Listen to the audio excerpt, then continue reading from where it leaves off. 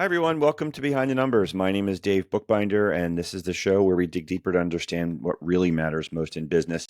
And today I'm super excited to have a guest that is basically epitomizing what I consider to be great characteristics of leaders who, when they achieve success, they begin a mission of giving back.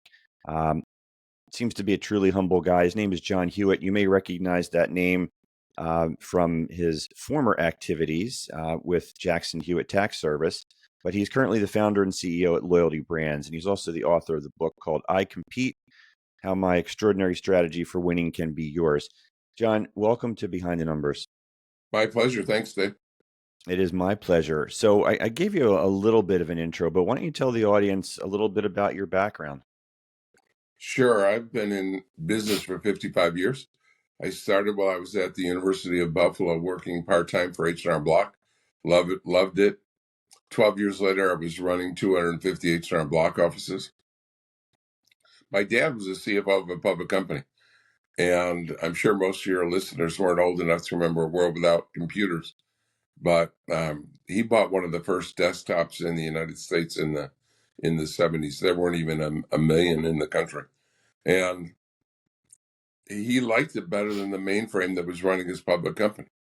So he decided, he was visionary, and he decided that he and I should write tax software. And we both quit our jobs and built the first tax software for an Apple computer. Way ahead of its time, no one wanted it. Got blessed and found a company in Virginia Beach called Mel Jackson Tax Service. Mel had died. We bought 6 offices from his widow. The biggest blessing is I moved my family down there in August of 82, and the weather in Virginia Beach is a lot nicer than in Buffalo. And so Hmm. I've been here ever since. And we merged the 2 companies, the computer company and Mel Jackson. We changed the name to Jackson Hewitt. We eventually went public, and 15 years later sold it for $483 million. So brought Jackson Hewitt to one of the top 100 retail chains in the country. And I had a 3-year non-compete, but it didn't cover Canada because Jackson Hewitt has never gone to Canada. Having grown up in Buffalo, I had done Canadian tax returns. I knew the Canadian tax system. So we opened Liberty Tax in Canada, and same as US, within 3 years, became one of the top 100 retail chains in Canada. When my non-compete ended in 2000, came back to the United States. Now I had to compete against myself, my own name, my own software, my own people, my own system. And yet, not only did we grow faster than Jackson Hewitt, we grew faster than them and H&R Block combined. We opened 4,000 offices in 12 years. My second public company, second company worth $500 million, sold my stock. And now we have founded Loyalty Brands. And unlike Loyalty Brands or both Jackson Hewitt and Liberty, where we focused on one industry, one company, we're in 3 different industries with 7 different companies. We're in construction with roofing and siding. We're in tax with accounting and tax. And then we have our fastest growing actually is mobile grooming. And we're into everything pets, focused on mobile grooming. We're already in 3 years the largest mobile grooming company in the United States. Wow. Really, really good stuff. And it's interesting. The first time you and I met, and I asked you kind of what you're up to, your answer was essentially something like having fun and inspiring lives. I, That's want you close. to I want you to share that with our audience. Life is so short. On Monday morning, if you're going to work and you're not looking forward to it, you're going to the wrong place. So with me, if you're living a thank God it's Friday life, it's the wrong life. You need to find a thank God it's Monday life, like I have. And so our mission statement is simple: having fun, improving lives. And we started out initially with having fun, changing lives. And then one of our people said, oops, you can change people's lives for the negative. So our goal is to improve the lives around us, and that means everyone. That means our customers, our franchisees, our employees, and as you mentioned earlier already, giving back. That to whom much is given, much is required. Yeah, John, I got to ask you about the TGIM. Thank God it's Monday mindset, because I know there's a lot of folks out there who are listening to that and thinking, yeah, that's so much easier said than done. And well, I think they'd all nod in agreement that yeah, they're probably not in the right place if that's their mindset. But how do you get there? What's your practical advice for the people out there who are shaking their head? I can't get into it on Sunday night. I'm afraid about what's going to happen on Monday. There's a long saying about, and I don't recall it off the top of my head, about a man's avocation and vocation, when the true happiness of a man is if you can't tell when he's having fun and when he's working. And if you love what you do, then you don't work a day in your life. And I'm 75 years old, and most people, 95% of people my age, are looking to retire and go do something fun or relaxing or whatever. I'm at the peak of the pinnacle of my career in knowledge and experience, and able to help others. I've brought in over 5,300 franchisees. I've helped create 1,000 millionaires. And for me to go sit on a beach somewhere or just go and disappear, I mean, God didn't give me all these blessings to just waste them away. I'm required to give back, and it's so much joyful. I saw a Denzel Washington. He did a commencement speech, and I saw it on Facebook or LinkedIn a couple months ago. And he said he finished up his speech with, the most selfish people in the world are people that help others. And I said, what? And he said, because they're the happiest people in the world. There's nothing more, there's nothing more worthwhile or joyful than changing lives and giving back. And with each person, I'm and we are making the world a better place to be in. Yeah, I mean, really well said. I mean, it echoes the message of the Go Giver, the Bob Berg, John David Mann book. And for me personally, I'm super lucky. I love what I do. I really do, and I'm having a lot of fun. I'm helping clients and I'm helping prospects. I'm changing lives. I think making a difference. And I've found that in my journey, that the more you do give, the more you put the needs of others first. Um, Interesting things start to happen. People start to show up, and things start to spiral in your favor. What I learned, I only made one deal with God ever, that I said, give me this one deal. I made a deal with God, and as I was becoming self-employed and stepping into the abyss and losing money initially, I said, God, I can't tithe right now, but I'll make up for it, because the money I'll be making soon will be way more, and I'll be giving a higher percentage. And what I learned is, as I begin to accumulate wealth and success, the more I give, the more I get. And I never get it from the person I give it to. I get something else good happens in my life. Yeah. So I learned, and then I was talking to a pastor about a year ago, and I said, "Did I make this up?" And I mean, you can't. The more you give, the more you get. He said, "No, there's a part of the Bible. I think the guy's name is Mordecai, where God says to Mordecai, He says, 'I challenge you to outgive me.'" So I've learned that I just cannot um, do anything but get more than I receive. Let me say, Yeah, I I'm a big receive more believer. than I give. Yeah, I'm a big believer that the universe does, in fact, conspire to help you be successful. So let me tap into the entrepreneurship gene that you have. You've created a great amount of success, and you've helped others to be successful. And you wrote this book. Tell the audience a little bit about the book and why you wrote it. It's I do everything now because of our mission statement, having fun, improving lives. So I do whatever I can to improve lives, while I can do a podcast here or there, or a speech, or get in public, a book reaches everyone all over the world. I never even have to have a voice with them.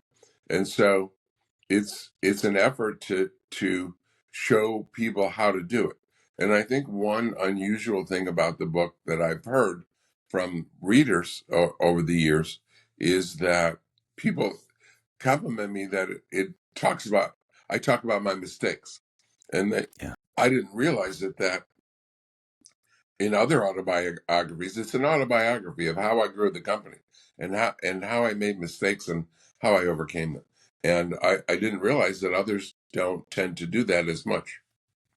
I want to tap into the journey and leverage the book to do it by maybe talking about a couple of the chapters that resonated with me, and I hope will resonate with the audience. And one of the things that I really wanted to start with was when you talk about be honest, show respect, have integrity. I mean, these are the core values. They're fundamental. You'd like to think that everybody exhibits those things, but unfortunately, they don't always, and maybe sometimes 2 out of 3 ain't bad. Yeah, I learned I'd never really thought too much about or spent a lot of time um, brooding or thinking about the difference between honesty and integrity. And when we sold my first company, the guy that took over, I realized the difference between honesty and integrity. That honesty simply is the past, and integrity is the future. And this, and talking about the past, I'm honest in the past and integrity in the future. And the secret to success is just doing what you say you're going to do. But this guy was an incredible salesperson, and but he had no integrity. He didn't. Hmm. He promised this is the future I see, and this is what you're going to get when you acquire this franchise. And he painted a picture that was brilliant and wonderful and inspiring, but he had zero intention of getting there. It reminded me of virtually every politician I've ever seen. They promise you everything, and then they get elected, and they achieve very little of it. So, integrity is so rare. The old, handshake kind of person, that if you make a deal, it's a deal. I find so few people um, committed to what they say they're going to do. I'm anxious if I make a commitment and I'm not on the way to meet it, I get really anxious, and I'm fanatical about doing what I say I'm going to do. And Yeah. sometimes to a fault. You have to do even though you could be hurt by that, but you have to try to, if you make a commitment, you have to try to honor it. Oh, 100%. And what do they say? Integrity is what you do in the room when nobody's watching. I've heard that. So, yeah, absolutely critical for anyone in business and frankly in day-to-day life and in your personal relationships. John, one of the things that I talk about with a lot of guests on this program is mindset, attitude, and how that drives decisions and behaviors and successes or failures. And you talk about attitude being a matter of choice. I'd like you to unpack that for us. You know, when I was about in my late 30s, I always wondered why I hadn't figured it out yet, why great companies were great and ordinary companies or poor companies were poor. And I saw a article in the Wall Street Journal about a grocery chain called Wegmans in upstate New York. And it said they had a record market share. They had about 70% market share. And having grown up in upstate New York, I said, wow. So I got two of my guys, and I took two of my top guys, and we flew up to Rochester, New York, their headquarters, and spent 2 hours in a Wegmans. And I realized on that in that journey what the difference between great leadership is, or great cultures is. That if you look at a great company like Walmart and a failing company like Kmart, I wonder what's the difference. Are they smarter? Are they more educated? Are they more experienced? And I said, no, the executive, you can hire the most intelligent or most experienced or most educated. So what's the difference between the key executives at Walmart versus Kmart. And I said, it's attitude and culture. And they develop a culture of positivity, great attitude. And I understood now the meaning of what Tom Watson Sr. said, the founder of IBM said, give me 100 people with great attitude, or give me 100 great engineers. I'll take the people with great attitude because you can teach engineer. And one of the biggest mistakes I've made in my career is trying to change people's attitude. So I learned 40 years ago, almost 40 years ago, hire for attitude. Don't hire for skill. Skill, you can always teach skill. Hire for attitude. And culture, I also learned that culture is a key asset. It should almost be on your balance sheet like a piece of equipment or cash. It's so important. The greatest companies have the greatest culture, and that's formed starts with within the way you treat your people. Well, now you're preaching to the choir, and you may not know this about me, but in my day job in valuing businesses and intellectual property, one of the IP assets I valued is people. And I've written a couple of books that expressed my journey to prove that people really are a company's most valuable asset, right? And that most valuable asset, people, in fact, don't appear on a balance sheet next to all the other important stuff. And what I've discovered, and there's empirical evidence to prove it, is that it all starts with leadership, and driving that culture drives the engagement, which drives performance, which drives value. So you've got somebody who's on the same side of the aisle as you on that one. But let me ask you, as a guy who's done a lot with businesses and made other folks successful, what are some of the key components that you're helping folks implement, essentially, John, in creating that great culture, besides just hiring for attitude, which I always do as well? But what else can you offer to the audience in terms of how they can think about building a great culture that's going to get people inspired to show up and do their best work every day? Yeah, I do one thing that a few companies may do, but another thing that probably no company does. One is we have a culture committee, and so we're always thinking about it. And every Friday is a 4 o'clock is a the culture committee does a call with and they plan they plan parties and barbecues and things just and contests and things to inspire. But also that's I think others may do that.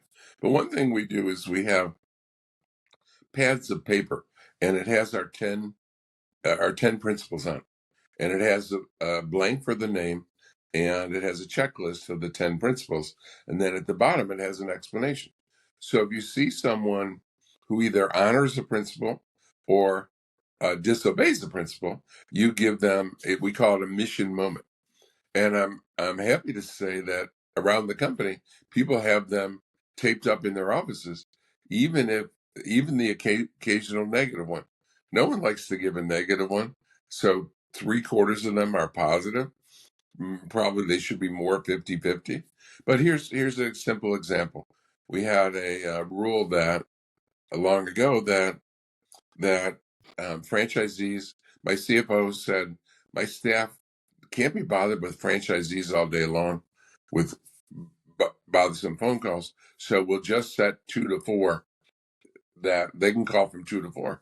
So one of his accounts payable clerks gets a call at 4:15 and said it's a franchise. Somehow got through the switchboard, and she said, "Oh, it's after 4. I can't talk to you," and hung up the phone. And I mean that's a clear violation of principle. I mean, we always put principle over policy, and that's a policy that's horrible. And so she got a mission moment, and that's those are the kind of things we're constantly keeping on people's mind. We want people to be constantly cognizant of the principles that is so important. And in our company, it comes down to two things: you meet your goals with your budget, and you follow the principles. Yeah, great combination there. Thank you. So you mentioned earlier that folks pointed out to you that the book was an interesting read because it highlights a lot of your mistakes. And I think it was Henry Ford that said something to the effect that Failure is just another reason to start again more wisely. Um, Everybody makes mistakes, and there's a lot of fear of failure across every organization. Talk to us about some of the mistakes that you've made that were kind of highlight monumental educational moments for you, the aha stuff. Yeah, sometimes I look back and don't I can't figure out how dumb I was and how obvious of a mistake I made. When I joined when I joined H&R Block, they were 5% company owned offices and 95% franchise. Well, when I started, I bought 6 offices from Mel Jackson's widow, and our goal, H&R Block had 9,000 offices, and our goal was to have 9,000. So all I had to do was to go from 6 offices to 9,000, add 8,995 offices. So I set a pretty big, hairy, audacious goal. And within with the first season, I had 11. Second season, I had 15, and third season, I had 22. And so that's pretty good growth for most companies to go from 6 offices to 22 offices in 2.5 years. And but I realized if we're going to get to 9,000, I'm going to be like 1,500 years old at that pace. And so we had all company stores. And so I said, what do we have to do different? Well, it's obvious. You need a franchise. You just came from a franchise company. What are you thinking?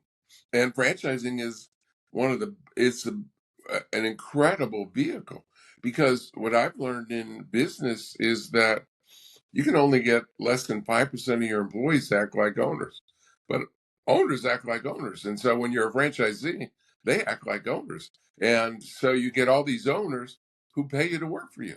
And so I foolishly didn't start franchising until 3 years into Jackson Hewitt. And looking back at it, I said, how stupid was I not to get that?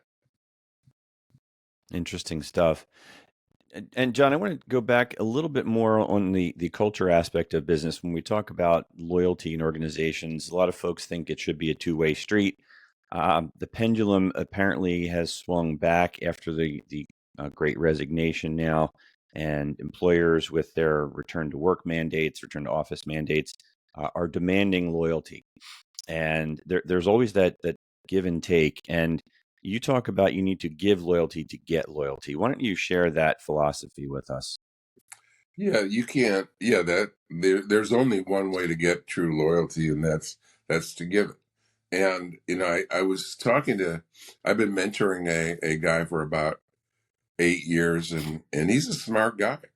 And about a year ago, he said to me, I just can't get great people anymore. And I was saying, well, the reason we call it loyalty brands is I have so many people that have been with me so long. I have two that have been with me 37 years, one guy 54 years, five that have been with me 25 years. He said, yeah, yeah, I can keep the long standing ones. I just can't get the new ones. And then he told me a story that I think clearly indicated how he looks at things wrong. He said, for example, I hired someone, and it was about this time of year, and they told me and then along about Christmas, they asked to take a week off, and they hadn't even been on the job 2 months. And he was like offended by that. And he doesn't understand that that it's when you have an employee, it's not a slave. I have to make you happy, and you have to make me happy. Most bosses, most employers, or if not many, but probably most, treat employees as you need to make me happy. But I've realized long ago that it's a two-way street. You have to make me happy, but I have to make you happy. And so most employers don't get that. Yeah, you're right. They don't. And it gets back to what we were talking about before about people being your most valuable asset, but not being on a balance sheet. The employers that do get it, the ones that do it right and put people first, actually outperform their peers. There's a lot of data that talks to that. So if you do the right thing around your people, oftentimes you will get that return on your investment, and they'll do you proud. We've talked a lot about, we'll call it the day-to-day operations of businesses and doing things like that, John. But you've had a number of successful exits, and anybody who's a business owner certainly eventually thinks about what that exit might look like for them. What can you share in terms of what you've gone through, things that people should be thinking about doing better, watching out for, any kind of tips and advice you might have on the exit side? I think that the first thing you need to do is think about it. That graveyards are full of people that thought thought they were irreplaceable. So I mean, and just as uh, just as people don't have goals in their personal lives and business lives. I interview people all the time, thousands of people, because I'm always looking for franchisees, and part of that is I need to find out about you to see if this makes sense for you. I don't want to bring in the wrong person, so I've interviewed tens of thousands of people, and one of the questions I ask is, "What are your 5-year goals?" And you know what? Not even 10% of people have goals. So if you think about it, okay, well, if I don't have a goal in continuing with my job or continuing with my company, what what's my goal with ending the company? So the first thing to do is just think about it. What are the ramifications and what's going to happen? And you owe it to, if you're a leader, you owe it to your team to have an exit strategy that if you get hit by a bus, and or when, not if, when you get hit by the proverbial bus or decide to leave, that things go smoothly. It's a organization is a living animal. I mean, it's vibrant and it should go on forever. I mean, Jackson Hewitt hopefully is. I mean, 6,000 offices in Liberty Tech grew to 4,000 offices, and I built companies that will hopefully go on forever. But you Yeah. have to think about it and plan for it, and um, much of it comes down to ensuring that you have systemic solutions and that you have effective communications and of those solutions. And part of every great system has to be a commitment to improve. There is no system in this country or in the world that is going to work forever. You have to modify it and improve it. So my fanatical goal is to have the best system. To have the best system, I know it has to be improving. So not only do you have to have a system that is the best, to pass it on to the future, but you also have to have a system for improving it to make sure that it continues to improve. Because if it stops growing when you leave, the company's going to die. Yeah, great stuff. And interestingly enough, I was speaking to a group of business owners just last week, talking about critical things that they should be thinking about in terms of valuation and exit and planning. And I actually mentioned to the audience that if you go home at night thinking that if you get hit by the bus, that your business is going to hell, you got a problem. And it was interesting to see the reaction on the faces of the folks in the room. It was palpable. There was a couple of gasps and everything as they had that aha moment. And I know we're getting down to the bottom of the hour here, or top of the hour, whatever it is. We're running out of time, is what I'm trying to say. And but I'd love to just get just a little bit more from you, John, if you don't mind, because it's so important. Because a lot of the folks in that room have been told um, you should be thinking about exiting your business the day you start your business. There should always be a plan. And there's a lot of confusion about that. And another wise person I know once said that you may not be for sale, but you can always be bought. So, what's the general mindset on how an entrepreneur should be thinking about running that business? You talked a lot about great systematizing and so forth. How important are teams and other advisors to making sure that you stay on track when you're putting those goals and plans in place? Yeah, you have to have, especially the bigger you are. I mean, some people have a company with just themselves as employee or a handful of employees.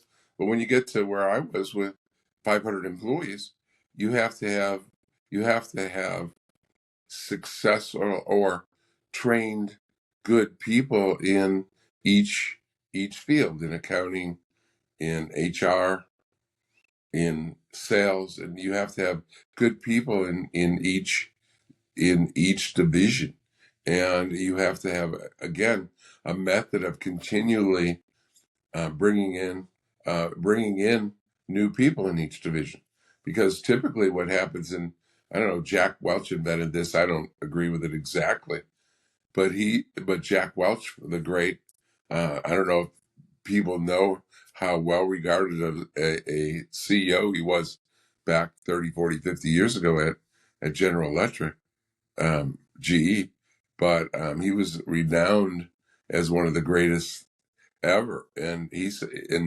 philosophy was you get rid of the bottom 10 or 15% every year. Now, I don't agree with that exactly, but certainly you always have to be upgrading your staff, improving your staff, and you're either improving or you're going to get left behind. And so you you have to have a well-oiled machine, and in order to succeed today and succeed into the future. Yeah, and as a leader, you've got to learn to develop trust, hire the right people, and put them in places to be successful and let go of the rope.